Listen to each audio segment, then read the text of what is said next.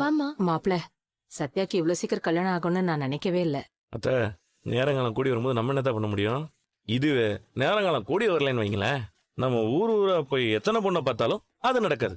இனி இந்த வீட்டுல எப்படி வாழ போறாளோ? அத்த, ரேக்கா வந்த ராசி, சத்யாவும் அடுத்தடுத்த லெவலுக்கு போவான். நீ ஒன்றும் கவலைப்படாங்க அத்த. கல்யாணத்துக்கு முன்னாடி என்கிட்ட ஒண்ணுமே இல்லை. மீனா என் வாழ்க்கையில வந்தா. இப்ப 8 கார் என் பேர்ல ஓடிட்டு இருக்குல்ல.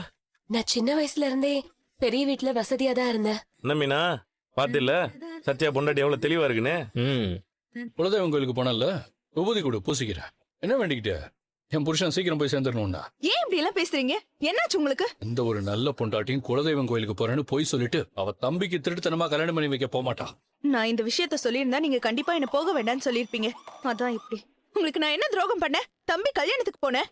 கோயிலுக்கு போறேன்னு போய் சொன்னது தாண்டி துரோகம். தனியா தான் போனியா இல்ல? வேணாங்க, இப்படி எல்லாம் பேசாதீங்க. என் வாயில ஏதாவது வந்துட போகுது. என்னடி வரும்? என்னடி வரும்? இனிமே உங்க அம்மா வீட்டுக்கு போவே கூடாது. உன்னை தேடி யாரும் இங்க வரவும் கூடாது. மீறி வந்தாங்க உன்னை கொன்னுடுவேன்.